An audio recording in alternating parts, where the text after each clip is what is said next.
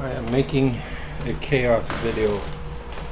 I had to move all my shit up from the shop, so I haven't quite organized it just yet.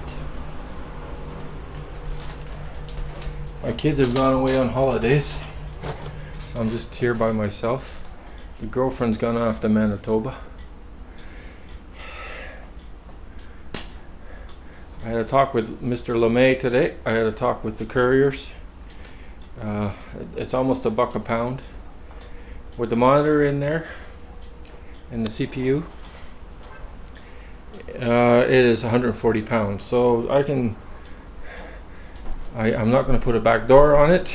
I'm going to because the back of the monitor, this part here, sticks out a little bit. I'm going to have to just kind of extend it here about a ½ an inch or so, and then run a board across just to protect it, because who knows with them UPS guys, you know, they may lay it down on its back and it will be protected for that.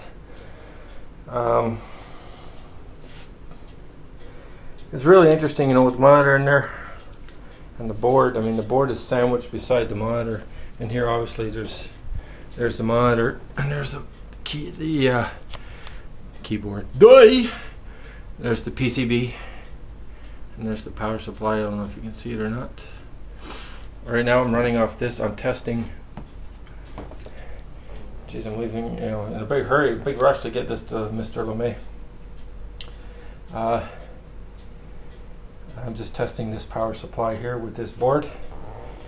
And it's been running for about 3 hours now. And it doesn't seem to be... oh, my cardboard in there is moved. Doesn't seem to be working out too bad.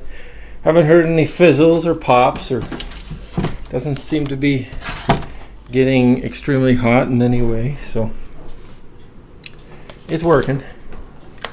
It is working. Yeah.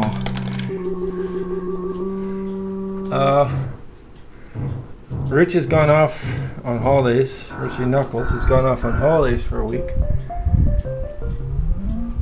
And I don't know if he's fixed the sound problem yet on his board. So I might just end up sending this board to Mr. LeMay, and I can use my Donkey Kong Jr. board for a few months, get get acquainted with that game.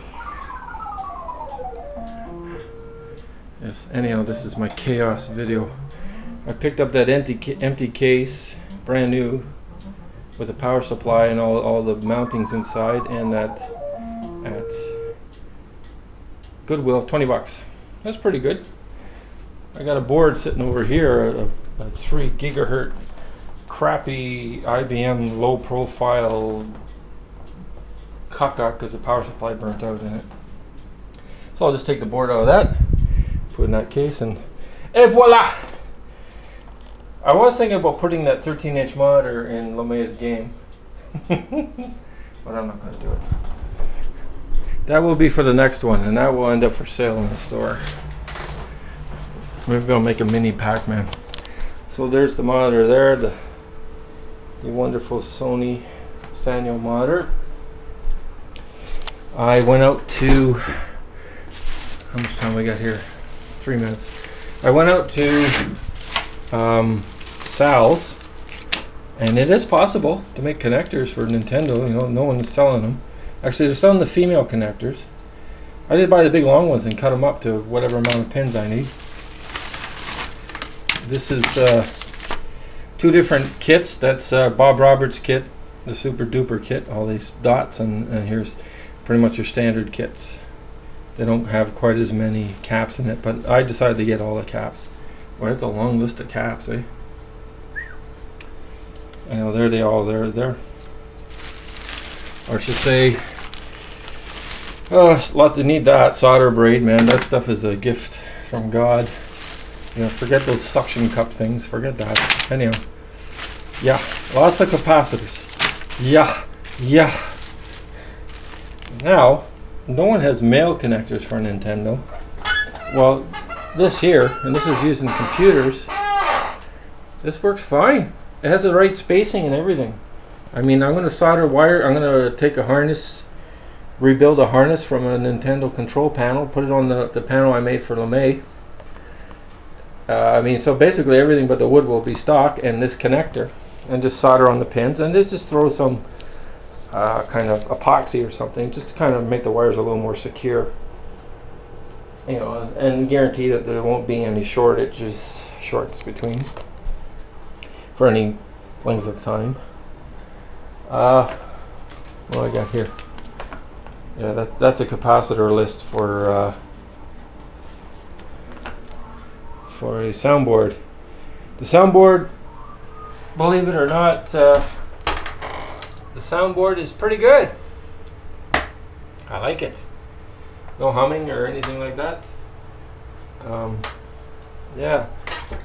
But this monitor is could be newer, could be older. I think it's newer, or I should say older than the one I got in my machine. They actually had designed the bars differently, and the newer ones, the bars go straight. Yeah, they go straight. There's no bend to it. It just goes straight up, and then the bend is here. Mine has a digress button, manual digress.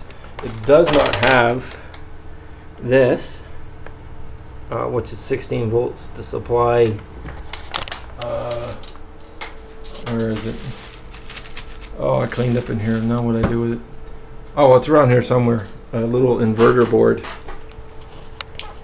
And yeah, the inverter board used to be on that cage there. That cage was covering the flyback, I guess, to protect from radiation or from someone accidentally getting their hands in there. So that's it. There's my chaos video. All these little capacitors. So there's a big instruction manual on how to do this. But basically, this wire here, this is a dangerous wire, man. I mean, right now that tube is charged with what, 10,000 volts or something close to that.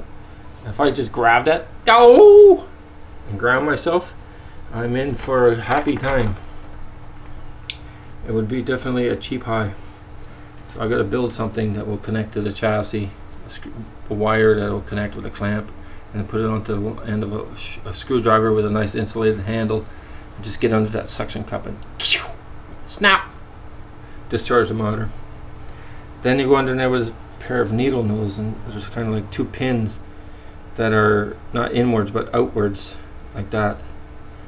And you have to kind of squeeze them inwards to get them out of the hole. After that, I'll just have to start getting these mountings off. See, Nintendo use these mountings. First you push the eye through, and then you slide that through. Oh, it broke! It's so fragile. You slide it through and it would lock it into place. There's a few others. I guess I'll have to disconnect the digress cable, which I can do right now. Oh, leave it for a set of tongs instead of ripping the wire out of the freaking connector. There's a bundle of wires from here running to the board, so I might just have to unscrew all this and just let it dangle to the side, and then I can get the board out. These are flippy things. You twist them so they can be untwisted and the wires can come out. It's from assembly in the plant, and then pop the PCB, the back plate, the socket off the horn or neck. I'll probably unscrew this first and get this out of the way, this whole metal assembly. There's two screws down there and two down there, and of course same on each side. Yeah, I'm gonna go all out on this monitor for Mr. LeMay, also for myself. Sometimes this chip in there just apparently goes bad, but the monitor is pretty much stable, has a slight wave to it, and it's just a little, not too, the colors are a little fuzzy and not too bright. Could possibly be the tube. I do have one of those machines here. and pretty sure I have the right 23A or whatever, the right socket to go onto the back of the machine. This used to be a big deal if you were TV tech. Cathode ray tube tester. Suncor. Don't they own Petro-Canada now? Okay, how do I get this open?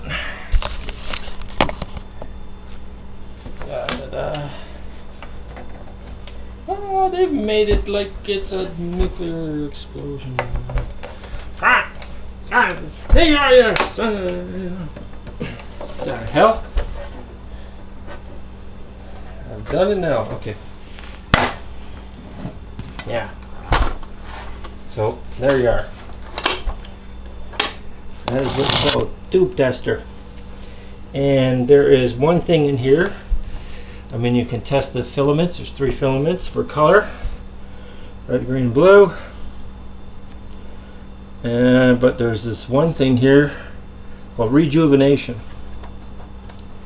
And when you hook that sucker up, I mean, you can test the resistance and the resistance between the 3, the tracking. Yeah, tracking. But when you use this thing here, it's like a last resort, and what it does is the 3 anodes in there get a little bit of carbon on them, coated. When you rejuvenate, it goes snap. Scared the crap out of me the first time I ever did it. It was like a, wire, electricity. See, there's some plugs there. That's the one I made there, to go on the back of a Wells Gardner, or one of your standard tubes. There's an old TV one. God knows what that is. I can go back to, who knows, the 30s, who the hell knows. And yeah, plugs into there. Like that. There's like, multi-adapter. And alrighty. Anyhow, I'll close that up later. But yeah, that's one way to bring a tube back to life. I did use it on this monitor here. I got out of a potato cabinet, I believe. Freaking heavy cabinet. Freaking heavy. Anyhow, this is your typical Geo7 monitor. And it did work to a certain extent. It did bring the colors back. It did get a bit brighter. I also did a cap job on the monitor. But there was 2 different games burned into that monitor. That monitor was well used. It definitely don't look like that. And it's still sagging a bit on one side. So whether it's a transistor or resistor or whatever the hell, I ain't bothering with it. Alrighty. I think that's it. I don't have any much more else to say. If you have any questions, let me know. Yeah. Have a good day.